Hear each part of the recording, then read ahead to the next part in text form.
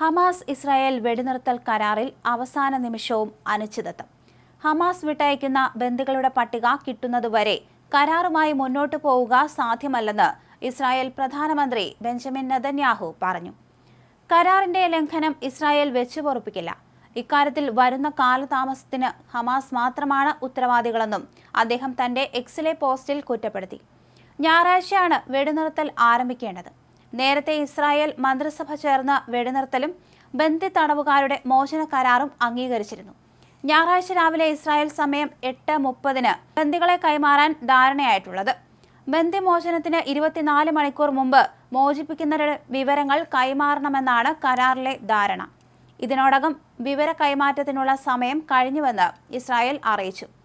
അതിനിടെ ഞായറാഴ്ച ഇസ്രായേൽ സർക്കാരിനുള്ള പിന്തുണ ഔദ്യോഗികമായി പിൻവലിക്കുമെന്ന് ഓൾസ്മ ഹയൂദ് പാർട്ടി നേതാവ് ഇറ്റാമർ ബെൻ ഗുർ അറിയിച്ചു. രാവിലെ പാർട്ടി അംഗങ്ങൾ രാജി സമർപ്പിക്കും. നിലവിൽ ദേശീയ സുരക്ഷാ മന്ത്രി കൂടിയാണ് ഗുർ. ഈജിപ്തും ഖത്തറും അമേരിക്കയും ചേർന്നാണ് കരാർ ചർച്ചകൾക്ക് മധ്യസ്ഥത വഹിച്ചത്. ബുധനാഴ്ച കരാർ പ്രഖ്യാപിച്ച ശേഷവും ഗസയിൽ ഇസ്രായേൽ വ്യോമാക്രമണം തുടർന്നത് ആഘോഷങ്ങൾക്ക് മങ്ങലേൽപ്പിച്ചിരുന്നു. ശനിയാഴ്ച ദക്ഷിണ ഗസയിലെ ഖാൻ യൂനിസിൽ ഒരു ടെന്റിൽ റോക്കറ്റ് വന്ന് പതിച്ചതിനെ തുടർന്ന് ഒരു കുടുംബത്തിലെ 5 അംഗങ്ങൾ കൊല്ലപ്പെട്ടിരുന്നു.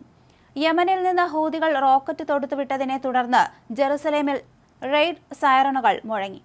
അതേസമയം വെടിനിർത്തൽ കരാറിന്റെ ആദ്യഘട്ടമെന്ന നിലയിൽ ഹമാസ് സ്ത്രീകളും കുട്ടികളും മുതിർന്ന പൗരന്മാരും വൈദ്യസഹായം ആവശ്യമുള്ളവരുമടക്കം 33 ബന്ദികളെയാണ് മോചിപ്പിക്കേണ്ടത്. ഇതിന് പകരം 100 കണക്കിന് ഫലസ്തീൻ തടവുകാരെയാണ് വിട്ടയക്കുന്നത്. സ്ത്രീകളും കുട്ടികളും അടക്കം 737 ഫലസ്തീൻ തടവുകാരുടെ പ്രാഥമിക പട്ടിക ഇസ്രായേൽ നീതികാര്യ മന്ത്രാലയം പ്രസിദ്ധീകരിച്ചിട്ടുണ്ട്.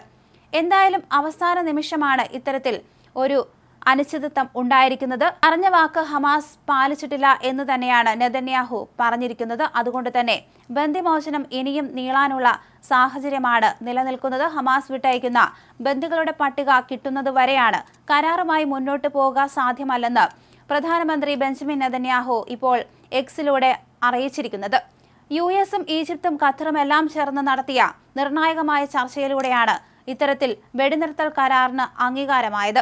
എന്നാൽ അവസാന നിമിഷം അത് നിന്നുപോകുന്ന അവസ്ഥയാണ് കാണാൻ കഴിയുന്നത്. തുടർച്ചയായുള്ള ബോംബ് വർഷങ്ങൾക്കും മിസൈൽ ആക്രമണങ്ങൾക്കും ശേഷമാണ് ഇത്തരത്തിൽ നിർണായക തീരുമാനത്തിലേക്ക് എത്തിയിരിക്കുന്നത്.